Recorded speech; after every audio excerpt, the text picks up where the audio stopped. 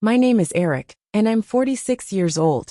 6 months ago, my life seemed ordinary, even content. I'd been married to Trisha for 24 years, and our daughter Mia, 22, was the center of my world. I thought I knew what family meant, until it all unraveled. It began quietly like a slow leak. Trisha started staying late at work, her phone buzzing with messages she'd brush off with a forced chuckle. When I asked if something was wrong, she'd give me a tight smile and say, "You're imagining things, Eric. Don't make problems out of nothing." I wanted to trust her. I needed to. We'd built a life together, a home, a future. I worked grueling hours to provide for Mia, funding her music lessons, sports camps, and college savings. Trisha stayed home, claiming she wanted to prioritize our family. Maybe that's why her betrayal cut so deep. I found out by chance. Trisha left her tablet on the kitchen counter, and as she tended to the garden, notifications lit up the screen. My stomach churned as I picked it up. I didn't want to look, but I couldn't stop myself. Messages, photos, videos, proof of an affair that had lasted years, maybe 5 or 6. Some exchanges dated back to before Mia finished high school. Trisha hadn't even bothered to cover her tracks.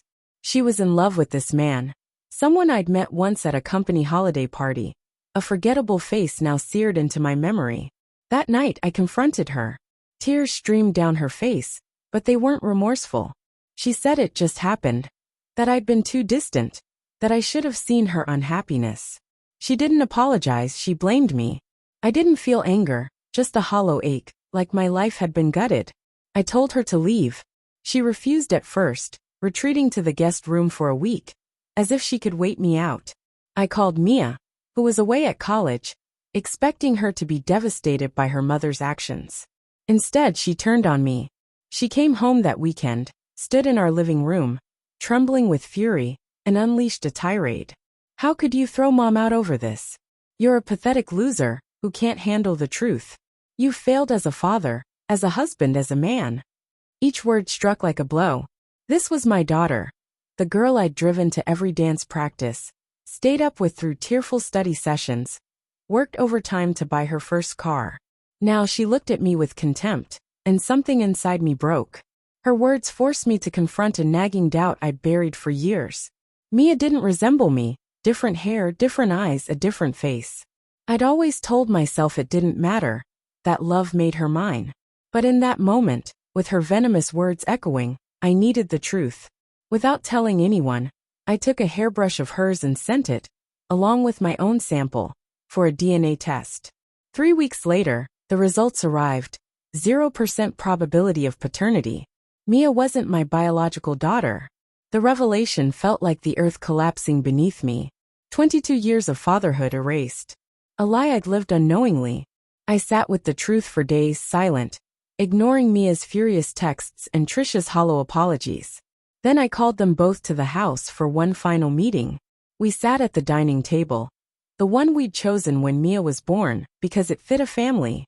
Without a word, I slid the sealed DNA results across the table. Trisha's face drained of color.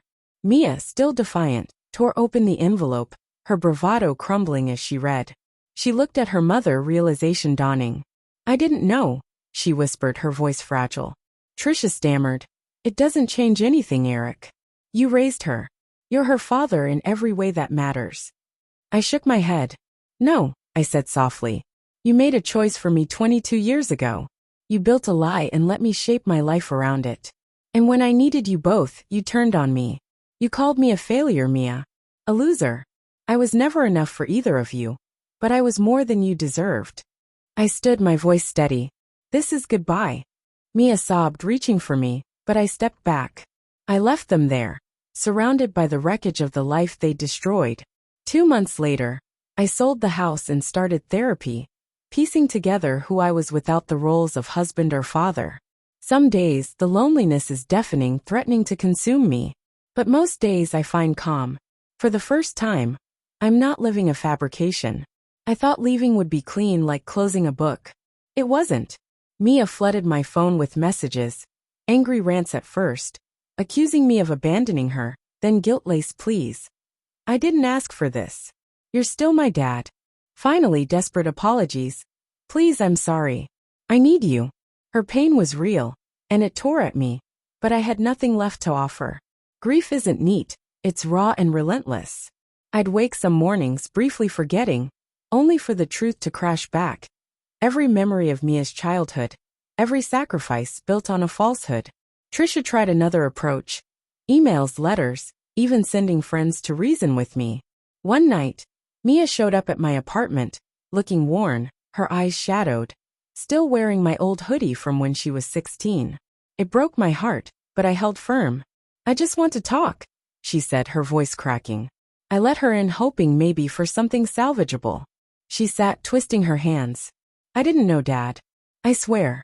Mom said you were my real father." I nodded. "I believe you." Tears spilled down her cheeks. "Then why are you punishing me? I didn't choose this." I exhaled, staring at the ceiling. "I'm not punishing you, Mia. I'm protecting myself. I gave everything to a lie. When your mother's affair came out, you chose her side without a second thought. You called me a failure in my own home. You can't take that back." She wiped her face, voice shaking. "So you're erasing me? Like I never mattered." I shook my head, a sad smile forming. "You were everything to me.